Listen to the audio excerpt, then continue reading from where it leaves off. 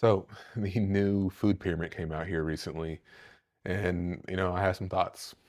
I'm Dr. Maurice Pearl here at Maximum Performance, and I want to chat with you for a few minutes talking about these new guidelines. Um, I do like changes in guidelines. I like to see them evolve over time, but I want to see the science behind them evolve as well. There hasn't been much change in science and nutrition in 5, 10 years now, so we don't really need a change. One of the things that the new guidelines do that I'm not the biggest fan of is the whole food versus processed foods argument. Processing foods is not a bad thing. It makes food safer, makes them more shelf stable, it can make them more nutritious too as well.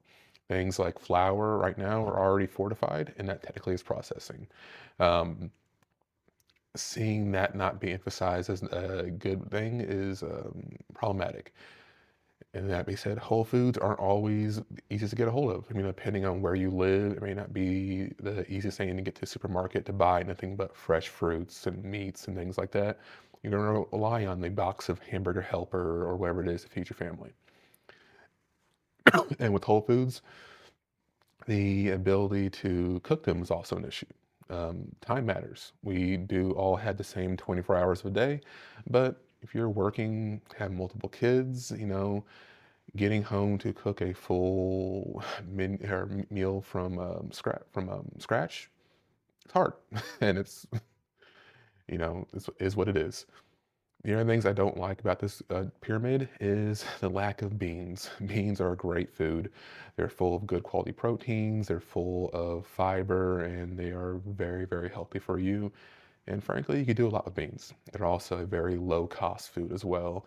Um, it should be a staple part of your diet. The other thing that I don't like is the way carbs are placed on the menu. We need carbohydrates. Your body runs on sugar. It needs those carbs to live.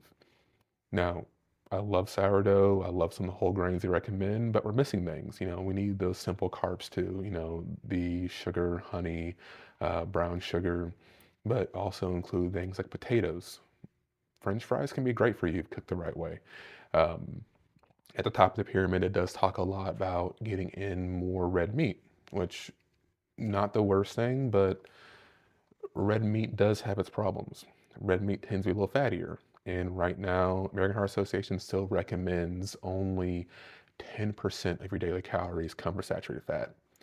Eating some ground beef, 70/30 is going to hit that real easy, real quick. So if you want to include more red meat in your diet, then you need back to the more leaner cuts, to lean ground beef, the lean cuts of steak, which aren't always the best tasting, but technically should be better for you from a calorie standpoint and saturated fat standpoint. From there, things like dairy. It does say you should get more dairy, whole fat dairy in your diet, but the science basically says that whole fat dairy and low and reduced fat dairy are about the same to you nutritionally. So why toss in extra calories if you don't need it? Um, One of the things I really did like about the last recommendations we had was My Plate. It gave you a very, very simple, basic way to portion out your meals.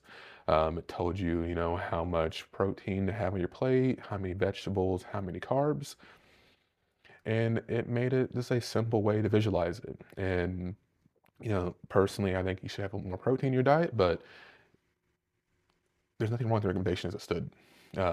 So what I tell patients nowadays is try to keep your portions down to the palm-sized portion of protein, fist-sized portion of vegetables, and a cup-sized portion of your hand of carbohydrates. It should scale with you, body size to body size. I will say, for men, 2 times what I said, and women, just a single hand. But it's kind of easy way to look at your plate and how you want to include things. And then when it comes to alcohol, this is my biggest issue with it. It recommends, previously recommendations included, for men, 2 drinks per day was a safer level. Women was 1 drink.